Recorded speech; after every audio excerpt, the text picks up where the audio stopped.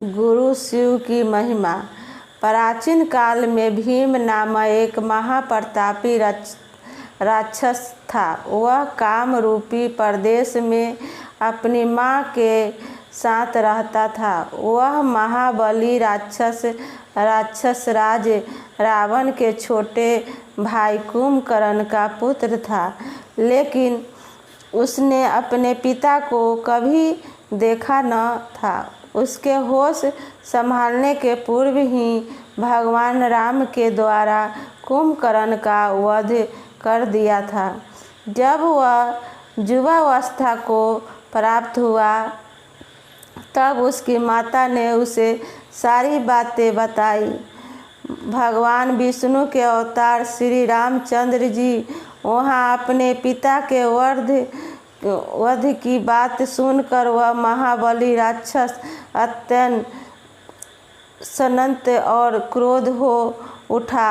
अब वह निरंतर भगवान श्री हरि के वध का उपाय सोचने लगा। उसने अपने अभिष्ट की प्राप्ति के लिए 1000 वर्ष तक कठिन तपस्या की। उसकी तपस्या से प्रसन्न होकर ब्रह्मा जी ने उसे लोक विजय होने का वर दे दिया। अब तो वह राक्षस ब्रह्मा जी के उस वर के प्रभाव से सारे प्राणी को पीड़ित करने लगा। उसने देवलोक पर आक्रमण करके इंद्र आदि सारे देवताओं को वहां से बाहर कलानी दिया। पूरे देवलोक पर अब भीम का अधिकार हो गया। इसके बाद उसने भगवान श्री हरि को भी युद्ध में परास्त किया। श्री हरि को पराजित करने के पश्चात उसने काम रूपी के परम शिव भक्त राजा सुदक्षिण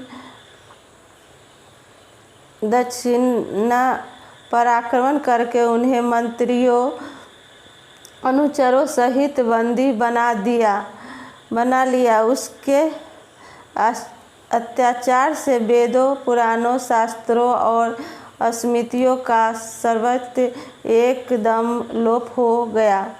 वह किसी को कोई धार्मिक कृत्य नहीं करने देता था। इस प्रकार यज्ञ, दान, तप, स्वाध्याय आदि के सारे काम एकदम रुक गए। उसके अत्याचार की भीषणता से घबरा कर ऋषि मुनि और देवगण भगवान शिव की शरण में गए और उससे अपना तथा अन्य सारे प्राणियों का दुख कहा। उनकी यह प्रार्थना सुनकर भगवान शिव ने कहा, मैं शीघ्र ही अत्याचारी राक्षस का संहार करूँगा। उसने मेरे प्रिय भक्त काम रूपी नरेश सुदक्षिणा को भी सेवकों सहित बंदी बना लिया है। वह अत्याचारी असुर अब और अधिक जीवित रहने का अधिकार नहीं रह गया है। भगवान शिव से यह आश्वासन पाकर ऋषि मुनि और देवगण अपने अपने स्थान को वापस लौट गए। इस राक्षस भीम के बंदी गृह में पड़े हुए राजा सुदक्षिणा ने भगवान शिव का ध्यान किया। वे अपने सामने पार्थिव शिवलिंग रखकर अर्चना कर रहे थे।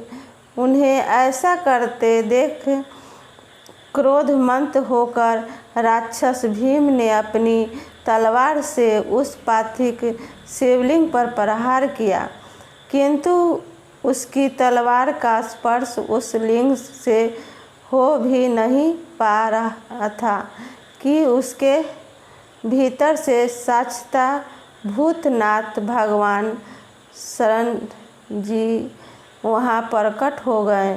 शंकर जी प्रकट हो गए।